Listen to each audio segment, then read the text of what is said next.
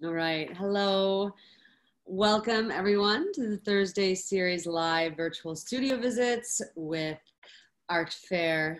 I'm curator Carolina Wheats, and tonight we have very special guest Sarah C. Blanchette Schwartz. Am I saying it right? I realized that I had taken off the second part of your last name and a lot of the promotional stuff. Oh, no, that's fine. I actually don't use that name, so you're good. Well, your pure, unadulterated goodness is coming up here, Miss Blanchette.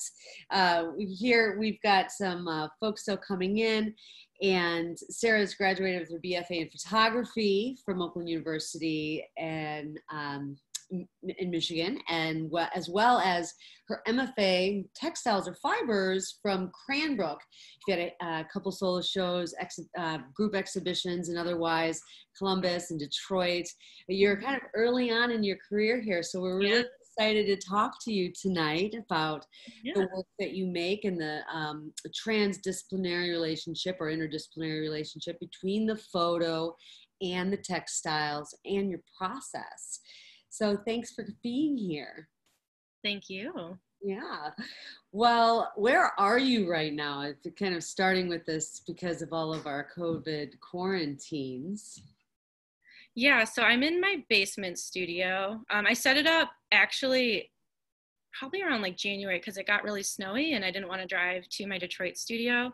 And so I set up this little space, and then the pandemic started, and I was grateful that I had brought all my stuff home. So I've been making work in my little cave that I set up behind these pieces. It's cozy. I don't have to drive far. There's no traffic. There's snacks upstairs. It's great. Totally. Yeah. So You're based in Detroit, though. You're a resident right now at space. What's the name of the space again? So I'm a part of a group called Bulk Space, and we rent studios out of Talking Dolls. And every summer we direct a residency for Talking Dolls, and it caters to Cranbrook students. And so I have a studio there. So I'm a resident there, and then I also coordinate our studio residency for the Cranbrook students. We have 6 in there right now, and it's been really awesome. Well, that's great. What is the status right now of Michigan in relationship to phases being open? It sounds like you're able to go into your studio. Are you guys in phase 2, phase 3? It's questionable. I personally have not gone anywhere but my studio and grocery shopping and Home Depot with the mask on. It seems like a lot of people are misbehaving a little bit because, we're all tired of being inside, but it looks like it's possible that we'll roll back and have to go back a phase, which is frustrating, but if it's necessary, it's necessary. Yeah, wasn't it Michigan? As you are seeing my first live studio visit on the Zooms with my Detroit hat on, which represents, I did notice in the news that there were a lot of Michigan militia and others that were protesting at the Lansing State Capitol. What was like 6 weeks ago or something. So they're probably going to get back on their high horse with their rifles and if another lockdown ensues. Yep, I'm expecting that. Yeah, well, there isn't a lot of enforcement, yet you're able to be in your space and space that's comfortable to you and safe. And a lot of what you're making right now is based, your materials are based in textiles and fabrics and such like that, but the photomechanical processing, how do you do that? When, in your studio, are you getting it printed on some of these unique fabrics, or where are you going right now? I have a company that I use that I outsource. So they've been fine actually. Their shipping's like a little bit longer, but that's been okay so far. And I also have a lot of, I've been making a lot of things out of scraps. I keep a lot of scraps, as a lot of quilters do. I don't really call myself too much of a quilter, but I do have quilt processes. So that's what we do, is we keep our scraps. And so I've been trying to be as resourceful as possible, revisiting some things that I started and stopped. So it's been okay so far. The only issue I've had is getting the felt that I use for some of my pieces, because I get that from Joann Fabrics, and you can't buy it on their website, so you can't pick it up from the store, which has been fine. I found a place to do it, but other than that, it's been okay. Right. Yeah, you've had to be really creative just with Mm-hmm. resources you have, I suppose. Yeah, I wondered because the work, it does take some machinery, but I can understand where being in outsourcing the photographs and then bringing them, then you have your materials. You're very lucky. Yeah, I know. I know. Yeah. And then from the experience that you've been able to have, maybe staying in the basement space, and you haven't really been going too much to Detroit, but you've been, still able to maintain that residency at bulk space and stuff, right? Right. Yeah. I usually go in on Fridays, some weekend days, but I'm also, like, since I'm the coordinator there's some like jobs that I do, like I clean the space, which is important, Okay. especially for the pandemic. And then I'm also doing some like studio visits soon to get them all set up for their solo shows. Everybody gets a solo show for about a week or two. So that I'm always kind of clued in for that. So I do get down there. So, well, this is really interesting then. Then are you administratively managing somehow residents that apply? Are you able to look, or like who's there? Like, is it a application process, or is it a kind of a paid studio? So our residents, right now they do pay a fee, but we're going to start a rolling submission, like application system soon. Usually it's just in the summertime and it's only for Cranbrook students, but we are hoping to kind of get some more artists in there when it's not summertime, just to keep the space going, like lively wise. It gets a little quiet in the wintertime. But we do have a couple people who are going to be lined up for fall, so that's going to be really awesome. But I do handle all the coordination of that. Mm-hmm. No, that's a lot. That's a lot to do outside of your own practice. Mm-hmm. It's really fun though. I really like it. You get to meet people and see their work, have the conversations, which we always hope in Artfare that folks are engaging in that studio visit functionality. Yet you're kind of like in the midst all the time and getting these studio visits with other folks with masks on, I assume. Oh, absolutely. And I mean, studying photo at Cranbrook, it's like a studio-based education system. And so I'm so used to, I mean, I've been out for 3 years now, but I formed my practice in conversation with people closely and constantly. And so since I've had a studio after grad school the whole time with my group of friends, we've still had our dialogue, but it's been less because you have less people coming in and out and less points of view. And so this is a little reminiscent of that. And I think that's why a lot of Cranbrook students do like to do the residency, because they can kind of, keep that going. It's like a communal space.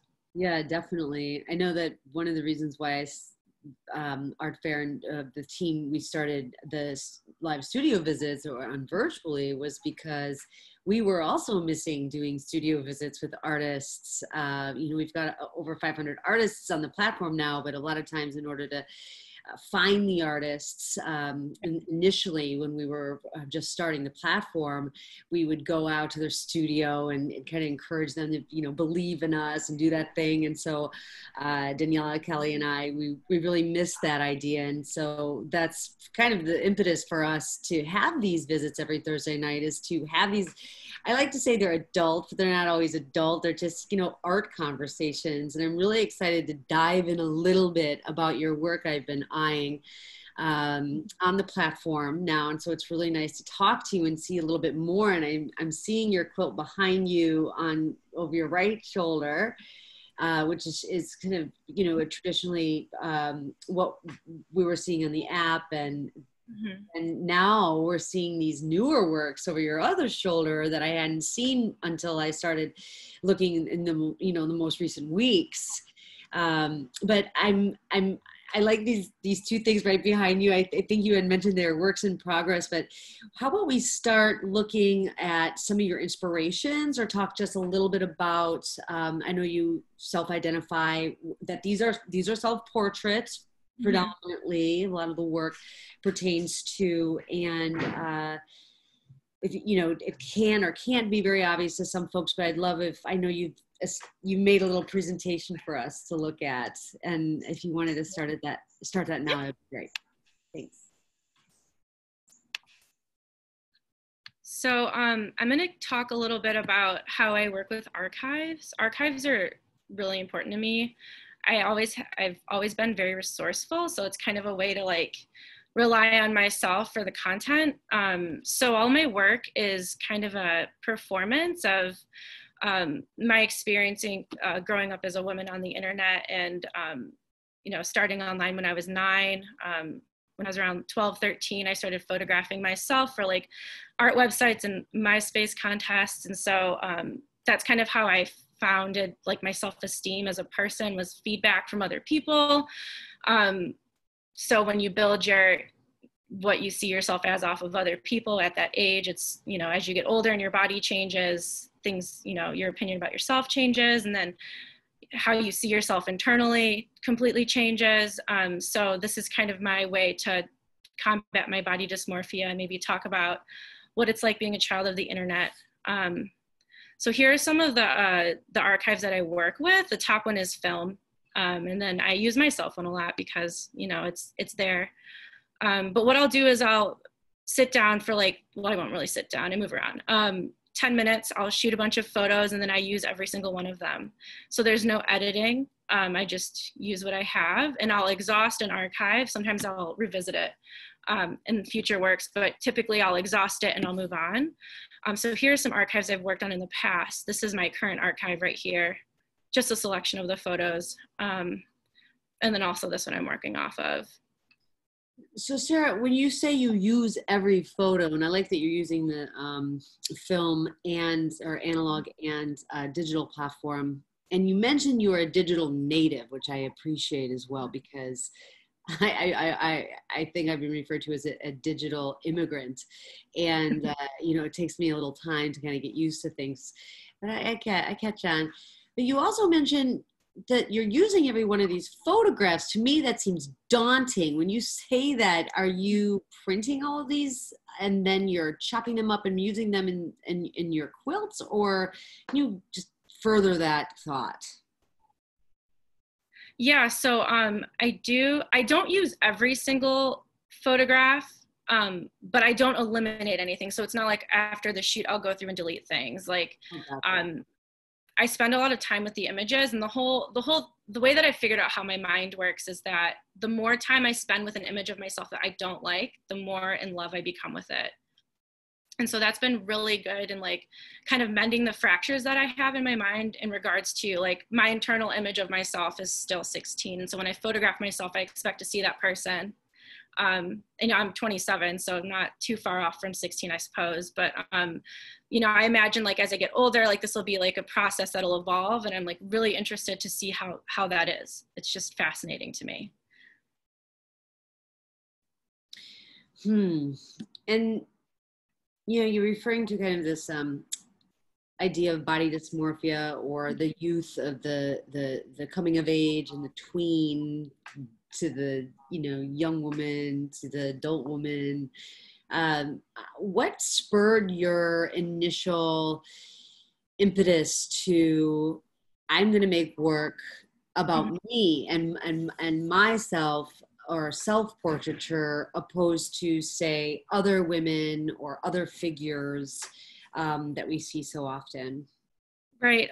So I did kind of start with that in grad school, but I didn't create anything with, I was going to start talking to some other people. I also have a journalism degree, and so that's kind of where I was coming at it from. And my education in undergrad wasn't very contemporary. It was good, but not very contemporary. So my thought processes around making work with your own image was kind of problematic, I guess. Even though I had been photographing myself for years, I just didn't think it was an option. And so now my thought is, first of all, I'm working through these issues within myself, and then also wanting to connect with other people who are experiencing this. But I have control. It's like a control thing. When we have an image of ourselves online, we don't have control of it at all. And so I'm kind of it's kind of a joke, but I'm grabbing control of my image, and I only have control over myself. And also, since I'm talking a little bit about exploitation that I experienced as a preteen and a teenager online, I don't want to re-exploit exploited people, exploited women. So I utilize myself, and also the resourcefulness. I mean, just logistically, it's hard to coordinate with people. So I know that I can rely on myself to create the content and then, you know, choose how I want to share it, which is kind of exciting. But then also when you get into the gallery space, it's really cool to see myself. I lose control of the reactions, of course, and I'm seeing it in real time. And that's just like so awesome. Right. And let's keep moving. Folks are really excited to see some of the actual work and talk a little bit more about your process as we Here's would. some textures. This is some textures I'm working with from family archives. So yeah, so I talk a lot about the digital being brought into the physical space as a way to, you know, bring issues out that can't be put away. I mean, we're online all the time. You can swipe out of uncomfortable things. They still leave an impression on you. But this is like kind of furthering that. So it's like you can't really deny the work if it's in the space, if you're existing around the work. So this is kind of where I started with working with the pixel, and I was really interested in like how I would create this. This piece looks completely different in person than it does photographed, because you can see the details, but in person it looks very flat. So I was really interested in that and like the abstraction. And so then I moved a little bit more direct because I wanted to give people more clues into what the image was. And so this is kind of the progression of how that's been going. Also, Sarah, your titles are really telling, and they feel like they're in a alternate voice, and they feel like they're also voices that are on the internet. So right. I'm interested as you're going through the images just to talk to these titles a little, please. Right. So when I was in grad school, I did kind of like an investigation into all of my art accounts from high school and middle school, and I found a lot of comments from adult men on there. And so I kind of like took those, like I'd like to help with that. That's from an art website that I had, and a comment on one of my photographs. I did a lot of highly stylized portraiture of myself because I was, you know, really into that at the time. So that's kind of like, when you look at the photographs, I don't have any in this presentation. I don't look like I'm 16. I definitely look like I'm in my 20s. So I got a lot of feedback, and these are some of the comments. This one was said to me. There's a lot of things that have been said to me within recent years that I've been taking deep note of. And so a lot of the times, and these conversations are always with men, not nice men specifically. And so I kind of like put them on blast a little bit. So yeah, and then I've been branching out a little bit. Like this title is from my 6th grade journal. So I've been kind of like, you know, being resourceful again and kind of looking through those things as well. But also it was totally in response to a mean boy. So, you know.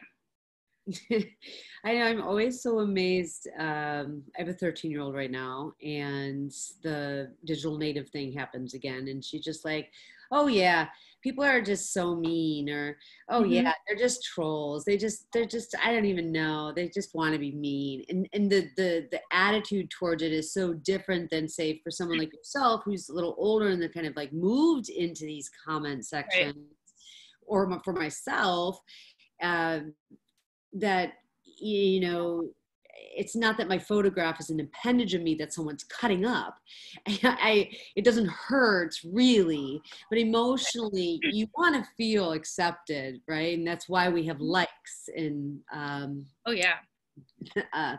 And just the dopamine itself in your brain, it's just, you know, unstoppable with those likes. But the fact that you're taking those and you're putting them into something very productive, I know quilting takes some time, and these works based on, you know, some of your titles, you know, posting something doesn't take time, basically, I'm about to say. Right. You know, making these textile works absolutely does. I mean, this skin quilt here that we're seeing on our screens, that looks like an amalgamation of, you know, a lot of the scraps and other things from these self-portrait pieces. Is that right? Well, these, I did, I'm still kind of working on this series. I have like one of those awesome like receipt scanners. It's like a wand. And so I just kind of like ran it over parts of my body. And I'm exploring a lot of different fabrics, but I specifically stick with velvet and silk for the most part, and some like oilcloth material. And so I was interested to see, silk's very hard to sew. And so on top of sewing these strips and then putting them all together at the end, not really having a plan, you really can't plan how silk's gonna turn out. I mean, some people can, I can't. I also leave a very large margin of error when I'm making work, because I don't know what it's gonna be, and it's always really exciting when it becomes itself. I like to say that my work kind of has like a gestational period. It takes me a long time to make work, but I'll be working on like 3 things at once, you know, like it might take like 3 months to make a piece. Like this one behind me, I'm getting a lot more efficient with my hand sewing. This is all hand sewn. This took me, I started it in March. So, you know, I always want to have like a hand on it. So these pieces are machine sewn, but they are all finished by hand.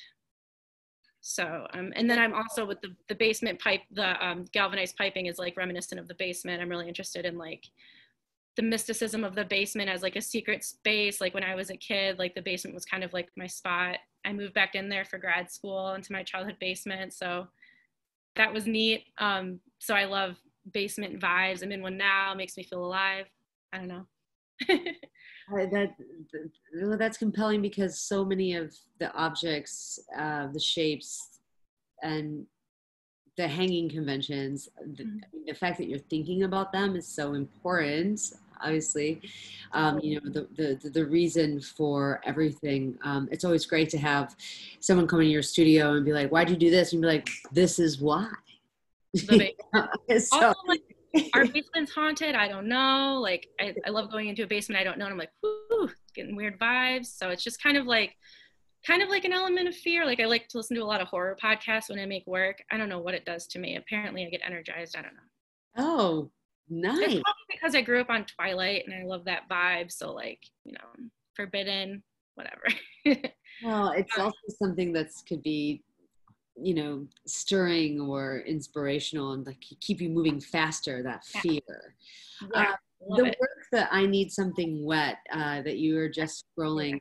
And by the way, I love this whole scroll factor where it's not just a keynote that we're going forward, that it's a true style. Like we're scrolling through stuff, which is great. And the color of this is so subtle, and these resting spots, just like you tell me or show me, you know, the skin quilt, and these works have a little bit, obviously less obvious portraiture going on, or, you know, less figurative representational parts, and they feel as if you know, they have that curiosity and more mystery, and so they let the mind wander a little bit more. And I suppose this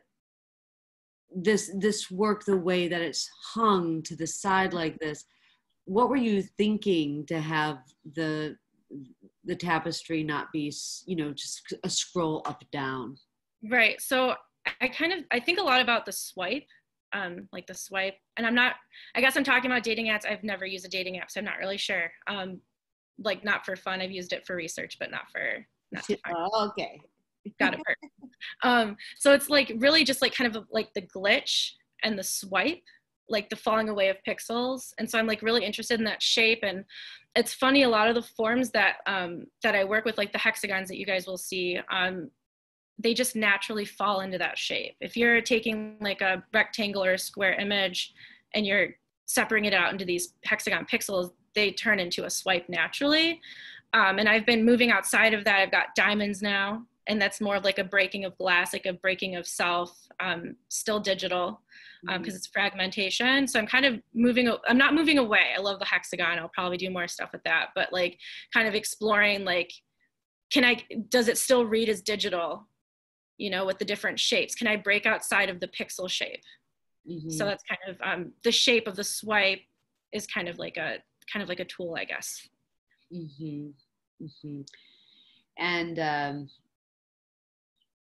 having worked with textiles in the distant past, the question I always got to ask is, how long does this take you? And you know, and especially if you're using a machine and silk can be so unruly. Oh goodness. Yep. To work on a machine, the right needle, the right exact pressure, the tension, and the Yep. timing. But how long is something like this work? 108 by 24. Mm-hmm. Thank you. So I actually, the last 3 pieces I was working on at the same time.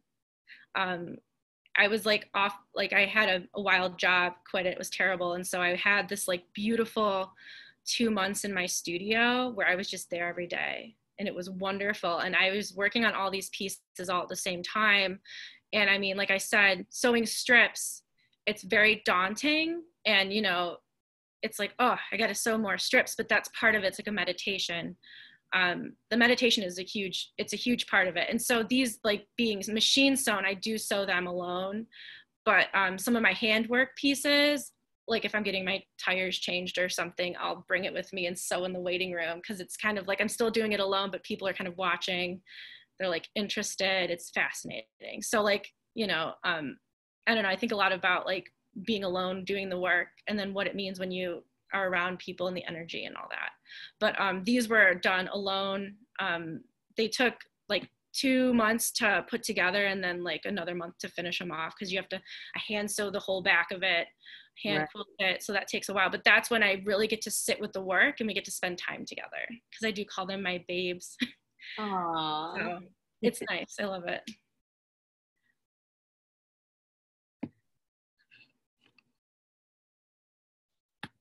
So this is kind of like a continuation of those 3 previous works. Now I'm really into velvet,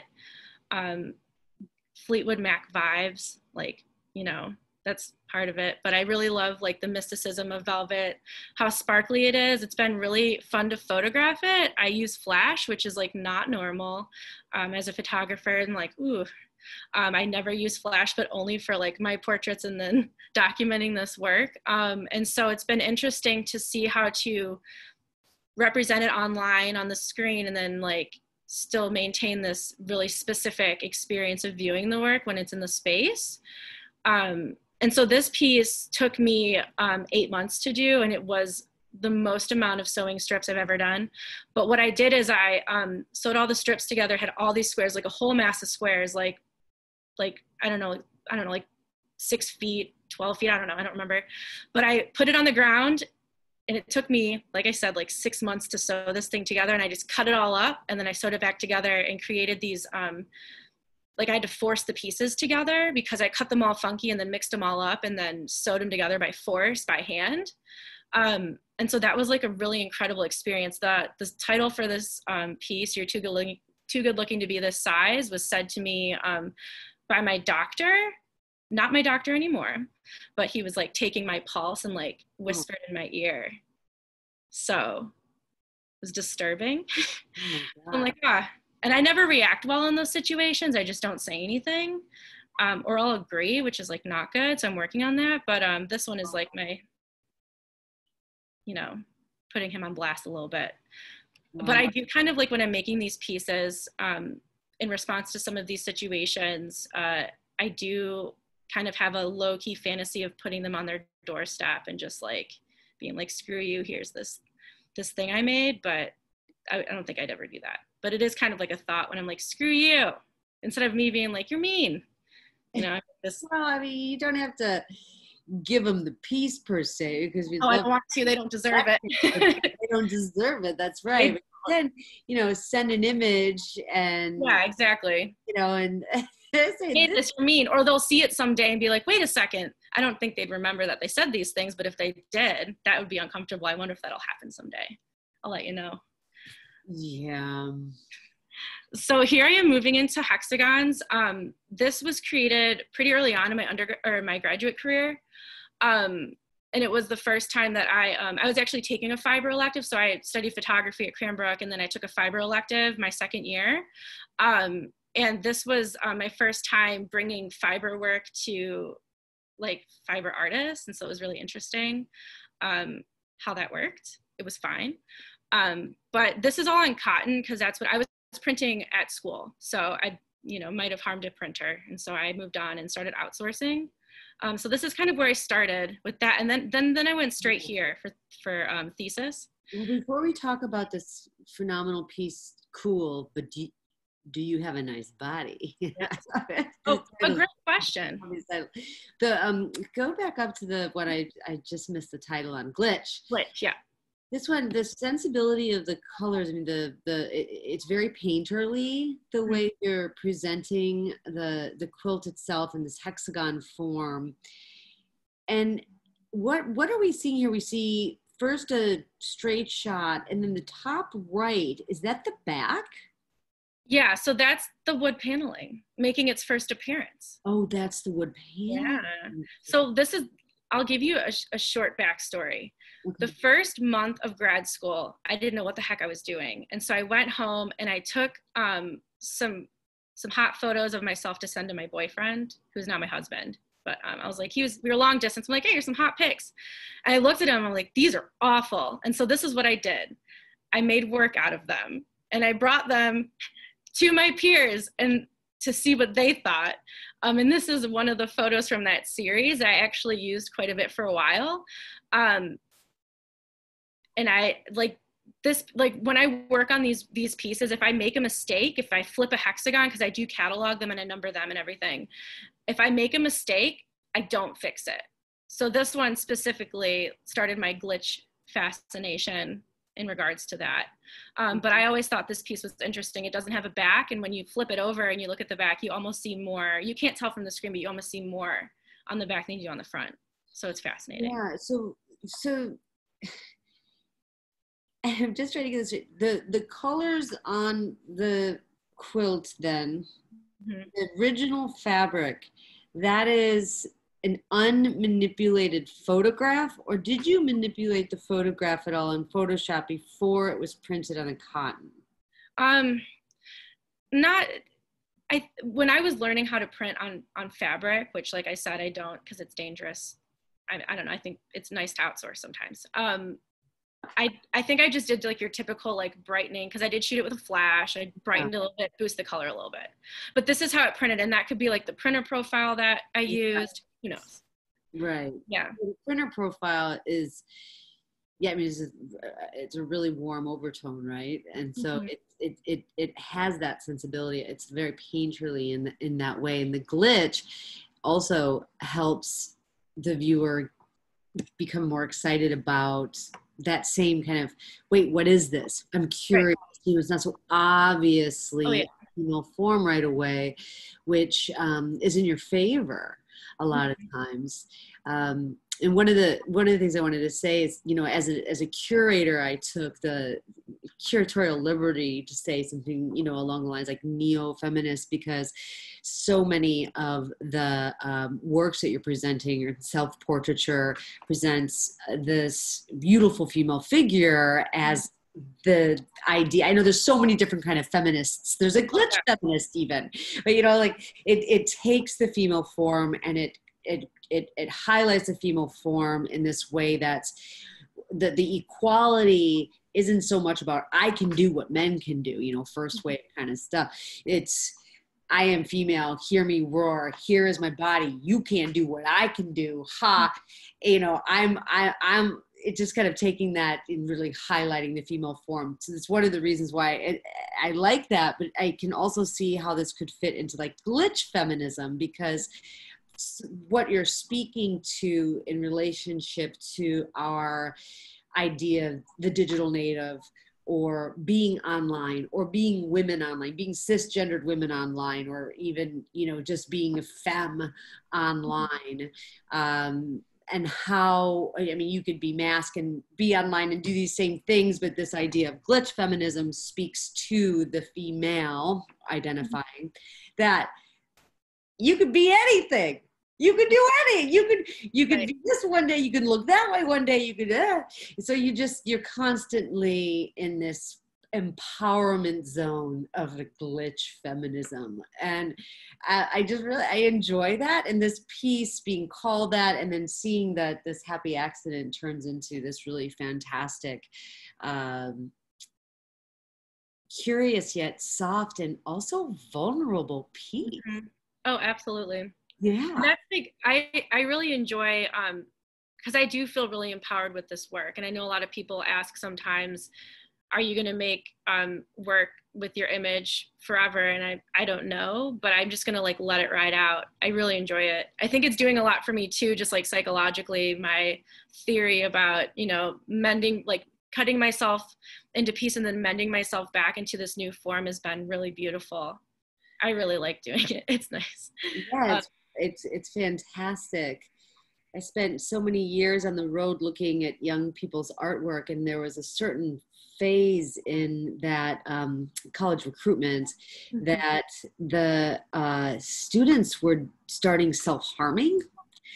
And this is a topic for another day. I realize that, Oh, yeah. but when you're able, and especially as young women, young white women, a lot of times, especially in our culture, is, you know, so demonized for being anything other than a size 0 or 2. And the media has shown that, and in the 80s, 60s, 70s, 80s, and we know this.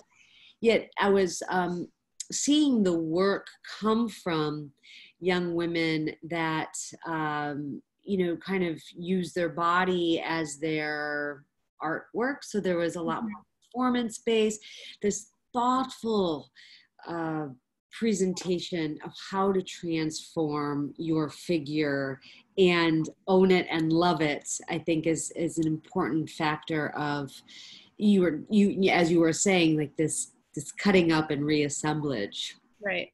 Yeah, it is really satisfying. And it's funny because I'll get the fabric and I'm like, oh, it's so sparkly, so beautiful. And I'm like, well, can't wait to cut it up and see what it does next. It's like, you know, activating it and kind of bringing more to it. Totally. And then you are going to this mammoth one. My babe. Yep. This was wild. So my godfather and I teamed up. He's an upholsterer. And so we kind of I made the piece and we worked on it together in his workshop because he had all the tools, and he taught me a lot of stuff about, because they're all cushions. They look kind of porcelain a little bit, but they're all like upholstered cushions, all individual. And also like the view that you see is not the full piece. I made it too tall for the wall, so I had to cut some rows off. It's kind of sad, but it was funny because he didn't know what the heck I was making, and he was just like had faith and, you know, taught me how to do this work and sewed a lot, used a lot of staples, a lot of foam. And then the work got installed, and I remember like stepping way back because I had like this really great sight line in the show, because it's a museum, it's our thesis show, there's pieces from everybody. Stepping way back and taking a look at it and just being like, oh my gosh, it worked, because I wanted it to be this like, you just came into the room and you see this thing and you can't really tell exactly what it is. There's different levels, and so when you walk around it, you feel a little drunk. And then you step all the way back, and across the museum you see me like clearly. Wild. It's the biggest thing I've ever made. But yeah, that took 6 months, but that's because it's a thesis and you have less time to do that. But here's like a little detail. Oh, and so this title is about a photograph. When I was in grad school, I was like kind of chatting online a little bit, like resimulating, which was not good for me. I don't do that anymore. Makes me very upset. I was chatting with a guy. I sent him this photograph, and then he said, cool, but do you have a nice body? So I didn't give him what he asked for. So this is what I made from that. But I used the wood paneling from the basement on the side. Also like Cranbrook, mid-century, the vibe, you know. And then here's kind of like how it looked like, you know, like not at the halfway point, but a little far back. But yeah, it was a very surreal feeling. And so since then, like I haven't been making work that big because, you know, that happens, accessibility and all that. But the feeling is still the same when you're making, and like, you know, like as an artist, like you're making the work and then you put it up and you step back. It's like an unreal feeling. Absolutely. And the vinyl siding, or it's like a faux wood vinyl? Yes. No, well, so the fabric is called oilcloth, Okay. and it's got a gloss finish on it. But the actual photographed wood paneling is just like, it's the cheap wood paneling you put in a basement. Oh, right. Kind of 70s, has a really deep place in my heart. But I grew up around that stuff. Like you can see spots where there's like paint or like a scratch. And so it was really interesting. I've never lived in the basement at my childhood home. And so living down there, you know, it was really surreal.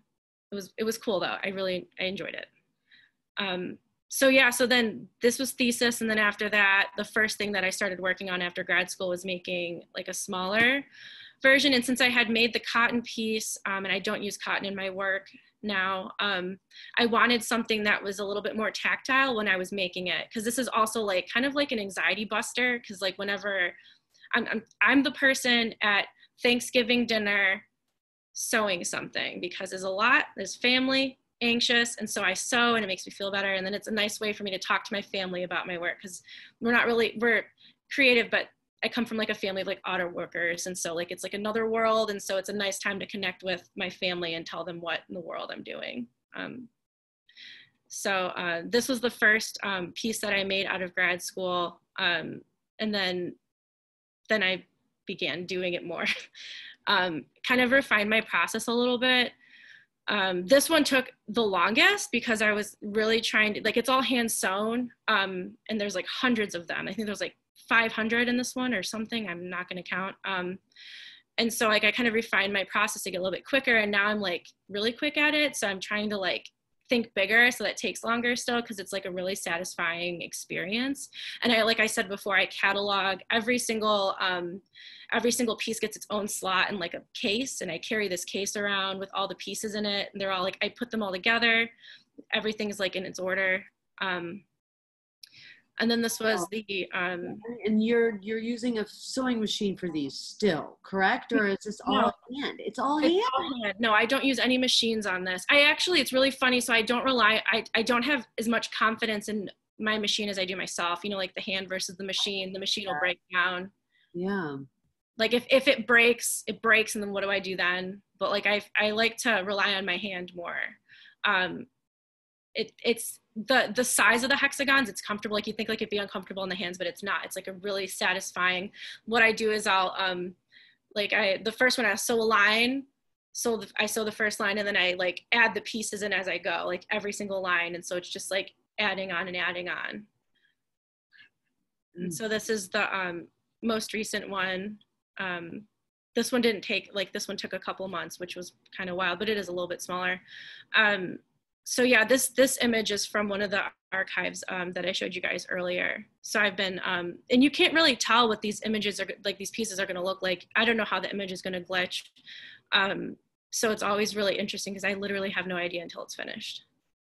And so when you get so you're outsourcing the image, the photomechanical process of the image going onto the crushed velour. Yeah. Then you receive this beautiful crushed velour, you know, could be a blanket or pillow. It's Christmas every time it happens. It's so nice. But then you're going and you're cutting in hexagons and then hand sewing them all back together. But do you deliberately, because I've just heard you say, like, I don't know what glitch is going to happen. Are you deliberately filling in some of these glitches with, you know, random hexagons, or is it just that the work itself that came back to you was maybe a bad file, or was it a bad print? No, so the glitch happens when I'm working on it, and this is what I mean by a glitch in that case is, so it's a tackle box, and it's got all these different, like what you put tackle in, it's like these plastic trays with like, you know, things, and so I'll organize the row, stick it in like a section, and I fill out the whole case. And then as I go, I like, you know, add cases in, and I, you know, like I'll be working on a row, maybe get like, I don't know, like I'm making an example, like 5 down, I accidentally sew it upside down. I don't take it out, and I just keep going. Gotcha. So that's kind of what or it might jump a row. Like they might fall out of the case and I have to reorganize them, and I number the back of them so I know where they go. But if I mess up, I mean, I'm a human. So, but It's always exciting to see that, because I'm like, that glitch was supposed to happen, so it will stay. Yeah, and again, you know, I thank you for repeating yourself. I'm sorry to the audience if everyone already got that, and I missed that part. But again, you're kind of creating this human presentation of curiosity for your viewer with those glitches. It's a real, you know, the serendipitous effect of whether it's still going to look like a figure Right. or a portrait, opposed to, yeah, an Yeah. abstraction. Very cool. I like these close-up shots too. Good old detail collages. You know, Mhm. you got to see the parts. So I guess like I'll move on a little bit. Like I said before, I talked about it a little bit about bringing the digital into the physical. I have a fun story about this piece, and I will not give super specifics, but it was in a show one time, and a man, I wasn't near it, I was from across the room because I was kind of spying. A man came up and kicked it like a tire. My mind's like, oh, he wants to know what it's made out of. But, you know, in the moment, I was like, holy moly, some man just kicked my naked body in a gallery. It's just as if you need a video of that, which becomes a performance, which can become, you know, so many other things. Oh, yeah. Yeah. I mean, it was like a surreal experience. And I'm like, oh, first I was really angry and I left. I left. And I don't remember if I went back or not, but I did leave and I didn't go to the talk because I was really almost like, man, that was weird. And I felt funky about it. It did feel like, I don't know, it was very aggressive. But then I thought about it and I was like, wait a second, I think it's doing what I wanted to do, because that man, for whatever reason, didn't want to be near it, or he was curious about it. Maybe you're not supposed to touch things in a gallery. Maybe he thought if he could kick it, it'd be more acceptable. I'm not sure. So Does it that have base? Like, was it heavy on the bottom, or was Oh, it? it's very, oh, I never carry it myself. I always have to ask someone to help me. It's very heavy. It's like packed with sand. So, Oh, and foam, but like sand on the bottom because it's got a stand. right. It's very heavy. It lives in my grandma's basement. She's my best friend, and I put a sheet over it so she doesn't have to see it when she goes down there, but she knows it's there. It disturbs her. Well, it's kind of a departure from, you know, the two-dimensional tapestries that are on the wall to this sculptural piece. And, you know, the story that you're sharing of some whatever type of male kicking this not only object of art, but also female, half a female form. Yeah. That, I mean, it's very telling of, you know, the kind of violence against women that we suffer every day in this country, and whether it's obvious or not. It was a very interesting social experience, Sarah, because Oh, you yeah. yourself felt offended enough that you needed to leave or not want to speak to Yeah, anyone. I didn't go to the talk.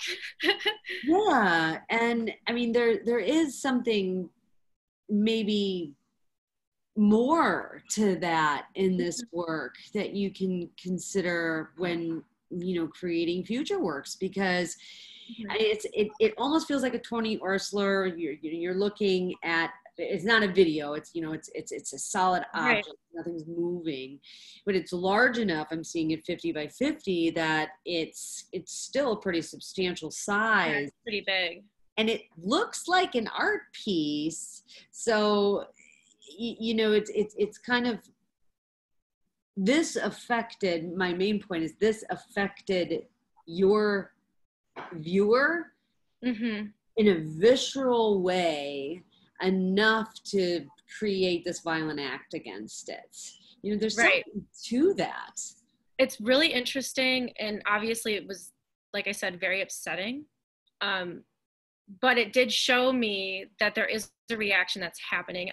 I'll see a lot of people go up and touch the work, and I do kind of like that. I know it's probably not like, please have clean hands, but it is an experience, and that's the whole point, is that he couldn't deny it in the space. It was the only sculpture in that show, and it was a pretty large show, but it was like well lit, and there were a lot of people around, and it was just like three little kicks. When I was watching it, it was like wallops, but like I was told it looked more like a tire kick, which still is a kick, in my opinion. But yeah, it was very weird. Yeah, but yeah, it's weird. I'll scroll past her now. Yeah. So these are some more like they're wall pieces, but they're three-dimensional. I worked on this archive, you saw it in the first slide, of this girl in the basement. like, you know, the voyeuristic, I'm really interested in that.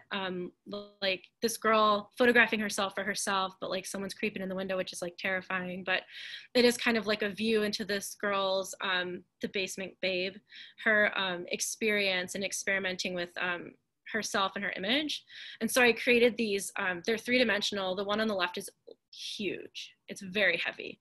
And then I've got these 2 smaller ones, but I have like a whole series of them that I've been working on for a while. And when they're all in the space together, it's like, you know, like kind of traditional framing, but it has like another element of sculpture to it because you're supposed to be looking into the basement. And then I have like an accompanying like art book right here where you can kind of like flip through her, like one of those, like you have your family on like a photo album and you want to show everybody like, hey, look at my family. Well, you open this up and look at this basement babe, she's down there. It's kind of like, I can show you guys the scale, this little babe. And so it's just kind of like a neat, it's, you know, sort of hard to control, but you know, and it was also like, I was experimenting with a different type of fabric. So yeah, it's kind of like one of those pride books, I guess, like your family pride, I don't know. So yeah, so that archive is an example of an archive that I go back to and use sometimes because I'm really enamored with those photos. Cause like I said, they're Instax film. And so I didn't throw any of them away. I said every single piece has to be used. And so I have like 20 of like these waiting to be mounted in foam, you know, that for like a full exhibition. And I do love all the photos. I didn't like them at first, but now that I've like spent more time with them, they're really important to me. And then here's like a couple of examples of a solo show and a 2-person show that I had. The 2-person at Skylab was with my really good friend, Frank Lipkowski. We graduated from undergrad together and we didn't go to grad school together, but we like our paths have like remained constant. And so we collaborate a little bit and we talk a lot about our work. He makes work about a lot of things, but very our kind of like our core, like our similarity is that he makes work also about coming of age on the internet and like what it was like for him as like a male, which I didn't know that until we had our first studio visit together. And I was like, wait a second, let's talk about this. I never thought I could show work next to like a man like that. So it's been like a really cool collaboration. So we had a show in Columbus last year, and it was really interesting because he does have some figurative imagery in his work. A lot of them are screenshot based. I do some screenshot work as well. But it was neat because we had like my work looking at his work, and there are some like people in his, so it's like a weird, like cool standoff. But it's always really interesting to see the work in the space together and like what's looking at what, because they're all looking at each other. And then I'm looking at it, looking at me, looking at them. It's fascinating. Very good. Well, sorry, I just want to let you know we have 8 minutes left. So I want to get to what you're working on now. Yeah. Talk about that briefly. And then if anyone has any questions in the chat, please go ahead and we'll get that to Sarah. So since all of this pandemic stuff started, I've been really trying to journal. I've been asked by a couple of family members, female family members, who started journaling to cope with their anxiety through this whole time. And I was like, I don't write journal, like I'll write like little thoughts and things, but like I feel like my journaling comes out in more like pictures, things like that. And so I've been making these thermal collages with like a little thermal printer and this like thermal receipt paper. And I've been grabbing from my archive because, you know, I was kind of not shooting new work for a while. I was just kind of using what I had. And so I've been sourcing family photos. I just inherited a lot of film from my husband's late grandfather, who I was very close with, and going through those photographs, and I'm archiving them for the family. I've been using some of his photographs to kind of like go outside of what I normally use. I've been sourcing from Facebook posts from Facebook friends who've not been saying the best things. So I've been kind of like interacting with them and then taking the words a little bit and putting them up. But all of these collages that I'm making, I do plan to make fabric pieces out of them. The first one that I started with is the one that's behind me. And I don't know which direction I'm pointing. And that one is the first one. And so I'm kind of going in order. And so the imagery in this is, it's a photo of my 7th birthday, which was like as I remember it, just like a really harmonious time in my entire family. It was just beautiful. Like my grandfather was there before, like he passed like when I was going into 6th grade. And so he's there, everybody's there, and it's like super happy. And I'm 7, I got my Pokemon stuff for my birthday. It was awesome. And so it's like this harmonious time, kind of like, you know, put together with these like current anxieties. The she gets nervous part is from a 4th grade diary entry that I found, that I've been kind of exploring my old diaries. So it's just kind of like finding this like tie of like how my identity formed and like how it's changed, but then how there's still like these like specific roots. Like, you know, I have texts of like my stomach hurts, like my stomach hurting when I was a child was my anxiety, and just kind of like identifying that and understanding like how it's changed, you know, and documenting it. So it's been cool. But the coolest thing about these thermal collages is that they'll only last for 2 years. So I've been scanning them because I know they're going to disappear, which is fascinating. And so I'm not sure what that looks like. That could be a cooler project down the line as well, scanning them as they get older. But yeah, I do plan on making a lot more of these and then turning them into fabric pieces. Very cool. Yeah, I like the idea of impermanence, but it's also the impermanence within memorabilia and sentimentality. And sentimentality, whether it's your writing, your feelings that you've actually documented, / your grandfather's memories as well. But I have a question for you as we finish, if you want to close out your screen, and so we could see you in all your magnificence. Very good. You know, while we were talking about the work that was sculpture on the floor, I realized that when you said, I really enjoy watching people touch the work, even though they're not supposed to.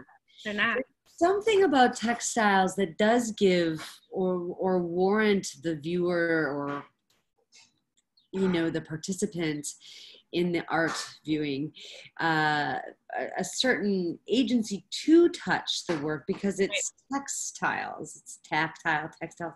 And I wonder if you would ever think about making some sort of installation or work that invited the touch. And, you know, your concept already has a profound feminism to it, as I already mentioned, in relationship to, you know, self-empowerment and, you know, using your body in its female form. But I wonder if that could really layer more kind of this invasiveness that comes from the things that you hear in real life or online, living in the digital age, how you can bring this experience of touch back to your viewer or your art goer. Yeah, I've been proposing a show for the past year to galleries and grants and things, of creating like a basement safe space experience where I would make similar to that large piece for my thesis, making these floor like kind of like armatures, but they're kind of reminiscent of like mall playscapes with like the faux food and like, you know, like people climbing on them. But I really want to have this really immersive, very pink light, faux pink fur, because that's important, and just like these shapes and mounds out of like skin and like body, and then probably a lot of eyes, but I've been like kind of proposing this show where I want people to come in and like feel it and like bask in this like relaxation, or just like you know, like to have like some sort of reflection. I did like a little mock-up of that in grad school, but I used other people as well. And it was neat, like we had a sitting corner and stuff, but I wanted like a full-blown, large, beautiful pink glowing. You walk through a wombscape, you know, feeling warm and nice. So yeah, definitely want to do that. That would be wonderful. Very nice. Yeah, I think it would go really well with your work. And just also, you know, as your practice grows, and you're reinventing yourself already, you know, through quarantine, and this constant reinvention is so important when it comes to being a great artist. I'm really glad to talk to you today and learn more about your work. And I don't know if there's anything, like last word you want to say, or if there's anything else you wanted to add, because we're creeping up on 1 more minute. And I thought, yeah, just thank you everybody for being here, and thank you this is really fun. I love talking. Yeah. Thank you for talking to me. I've been in my own head for a few months, so it's nice. Of course, of course. I know it's always so nice to have an audience and to really hash out some of the meaning behind the work, the process, the actual work itself, and to see it. I think being a photographer and the journalistic photographer that you are, you know, having the documentation being so good, and it looks so good on the app. And you've just uploaded a couple new works. You've still got some traditional works that you've done, traditional meaning some of the hexagonal quilts and other things, and they look really great. And we're so happy to have you here speaking to us today. Thanks for having me. Yes, if you miss anything, we're going to put it up on YouTube on Saturday. And Gabriel Cohen from LA will be next Thursday. And we got a great lineup coming up as well. Thank you so much, Sarah. Thanks for having me. And happy summer, everyone. Stay cool. Ciao. Bye.